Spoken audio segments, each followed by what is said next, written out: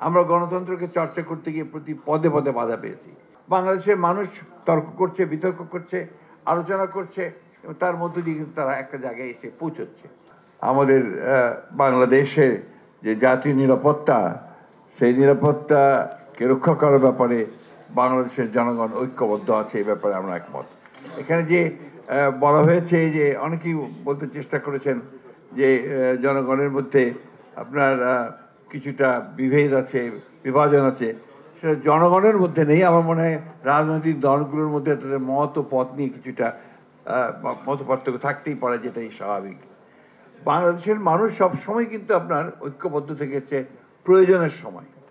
প্রতিটি ক্রান্তিকালে, প্রতিটি সংকটে বাংলাদেশের মানুষ ঐক্যবদ্ধ হয়ে তারা বাংলাদেশের নিরাপত্তা রক্ষা করেছে, বাংলাদেশকে রক্ষা করেছে। আপনারা সেই তিতুমিরের সময় থেকে শুরু করেন, একেবারে 24 পর্যন্ত আসেন। প্রতিটি সময় বাংলাদেশের মানুষ রুখে দাঁড়িয়েছে, ঐক্যবদ্ধ হয়ে দাঁড়িয়েছে তাদের প্রত্যেকটি জাতীয় স্বার্থ রক্ষা করার জন্য।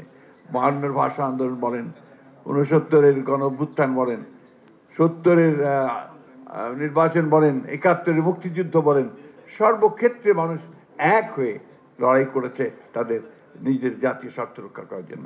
সুতরাং আমি এটাকে মনে করি, এটা আমাদের কাছে ঠিক একটা বড় সমস্যা বলে আমি মনে করি না। বাংলাদেশের মানুষ ঐতিহাসিকভাবে তারা ঐক্যবদ্ধ থাকে তাদের প্রয়োজনের সময়। মূল ব্যাপারটা হচ্ছে যে আসলে জনগণকে আপনাকে ক্ষমতায়িত করতে হবে, জনগণের সার্বভৌমত্বকে নিশ্চিত করতে হবে। যদি আমরা সেটা করতে পারি, তাহলে আমাদের জাতীয় নিরাপত্তাও নিশ্চিত হবে, আমাদের অন্যান্য বিষয়গুলো অত্যন্ত সহজ হয়ে আসবে। আমরা গণতন্ত্রই চর্চা করতে পারিনি ঠিক মতো।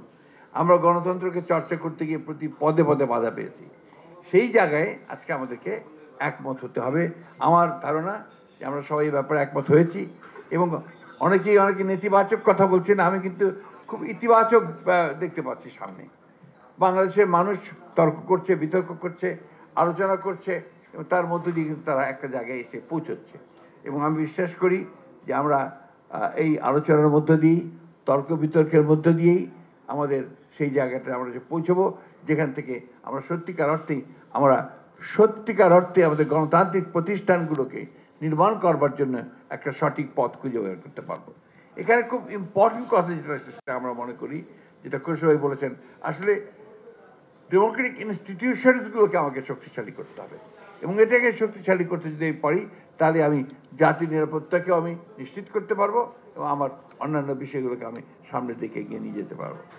আমি সেই কারণেই বক্তব্য দীর্ঘ না করে শুধু এটুকুই বলতে চাই যে আসুন আজকে কোনো নেতিবাচক চিন্তা না করে আমরা সবাই একমত হয়ে এই যে সামনে যে সময়টুকু, যে খুব দ্রুত আমরা গণতান্ত্রিক ব্যবস্থার মধ্যে জিততে চাই, সেখানে আমরা যেন দ্রুত যেতে পারি, তার জন্য আমরা সবাই যেন কাজ করি।